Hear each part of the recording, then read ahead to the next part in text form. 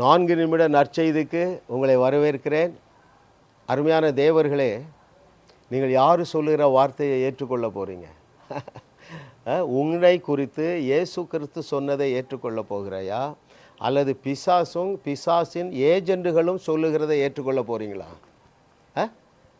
இயேசு கிறிஸ்து உங்களை பார்த்து என்ன சொன்னார்? நீங்கள் தேவ வசனத்தை பெற்றுக்கொண்டதுனாலே தேவர்கள் என்று சொல்கிறார். ரைட்?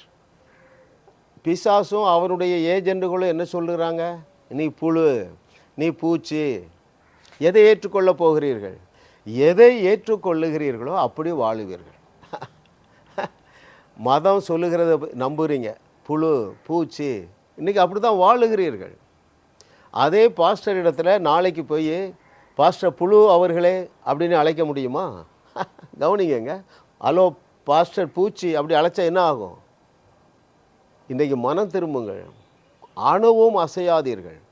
நான் சில வார்த்தைகளை இயேசு சொன்ன, இதை கேட்டுக்கொண்டிருக்கிற அருமையான தேவனுடைய பிள்ளைகளே, இயேசு கிறிஸ்து உன்னை பற்றி சொன்ன சில வசனத்தை சொல்கிற, ஏற்றுக்கொள்ளுவியா?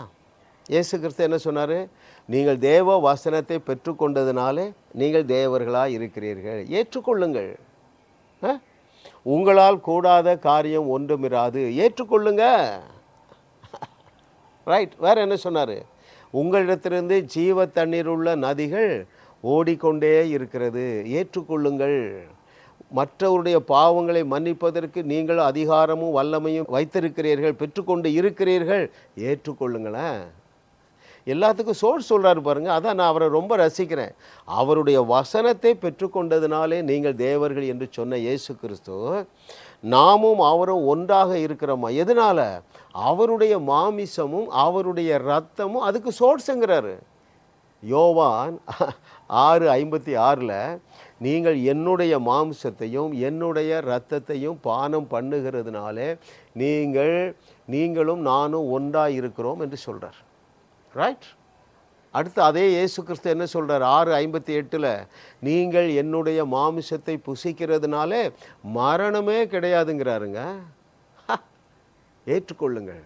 ஏனென்றால் இதை ஏற்றுக்கொண்டால்தான் நீங்கள் இயேசு கிறிஸ்து செய்தவைகளையும் செய்து அதைவிட பெரிய அற்புதங்களையும் செய்யக்கூடிய ஃபெய்த் வரும். விசுவாசம் இல்லாமல் ஒன்றுமே செய்ய முடியாது பாருங்கள். விசுவாசம் இல்லாமல் தேவனுக்கு பிரியமாக இருப்பது கூடாத காரியம். அப்போது உங்களுடைய விசுவாசத்தை வர்த்திக்க பண்ண இயேசு கிறிஸ்து உன்னை பற்றி சொன்ன 10 வசனங்களை மாத்திரமே நீங்கள் ரூம் போட்டு தியானிங்க. அட்லீஸ்ட் 1 மாதம் தியானிங்க. ரொம்ப எளிது பாருங்கள். உங்கள் மைண்டு அதை ஏற்றுக்கொள்ளும். எதை ஏற்றுக்கொள்ளும்? ஆமாம், இயேசு சொன்னால் உண்மைதான், என்னை தேவனாக உயர்த்தி வைத்திருக்கிறார் என்கிற அந்த மைண்ட் செட்டுக்கு நீங்கள் வந்துடுவீங்க. இயேசு கிறிஸ்து செய்தவைகளையும் செய்து அவருடைய நாமத்தினால பலத்த அற்புதங்களையும் செய்து அவருடைய வார்த்தையை உறுதி செய்து, அப்புறம் அடுத்த ஸ்டெப் என்னது?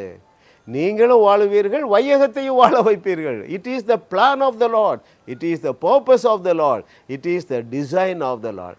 தேவன் உங்களை அப்படித்தான் டிசைன் பண்ணி வச்சிருக்கிறாருங்க. ஏன் இன்றைக்கி பரிதாபமான நிலைமை?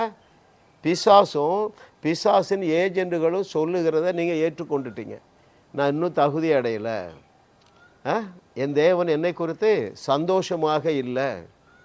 அருமையான பிள்ளைகளே, தேவன் உங்களை அவருடைய குடும்பத்திலே அவருடைய பிள்ளைகளாக உங்களை ஏற்றுக்கொண்டதுனால உங்களுடைய குறைவுகளிலே குறைவு இருக்கும் பொழுதும் அவர் உங்களை ஒதுக்கி வைக்கிறது இல்லை, அவர் உங்களை தூக்கி ஓரமாக வைக்கிறது இல்லைங்க. எதற்காக அந்த கதையை சொன்னார்? இந்த ஒன்றுக்கு பதிலை கண்டுபிடிங்க. இயேசு கிறிஸ்து அந்த நல்ல தகப்பன் கதையை ஏன் சொன்னார் என்றால், நம்முடைய மரமண்டையில் 2 கொட்டு கொட்டி இதை ஏற்றுக்கொள்ளுங்கள்ங்கிறார். எதை ஏற்றுக்கொள்கிறார்? எப்போ நான் உன்னை பெற்றெடுத்துட்டேன் சிலுவையில், நீ இப்போ எனக்கு கீழ்ப்படியலை, நீ என்னெல்லாம் பாவம் செய்கிறா? விபச்சாரம் செய்கிறா, தகப்பனாகிய தேவனை நீ கனம் பண்ணலை, வேசித்தனம் பண்ணுறா, ஆனாலும் நீ என்னுடைய பிள்ளை தான். அந்த ஸ்டேட்டஸு மாறாது, அந்த ஸ்டேட்டஸு அணு அளவும் மாறாது என்று சொல்லுகிறாரு. இதை நீங்கள் ஏற்றுக்கொள்ளுங்கள். ஏனென்றால் நீ உங்களையும் வாழ வைத்து உங்கள் மூலம் வையகத்தையும் வாழ வைக்க தேவனுக்கு வேற ஆள் இல்லைப்பா, நீ தான் ஆளு.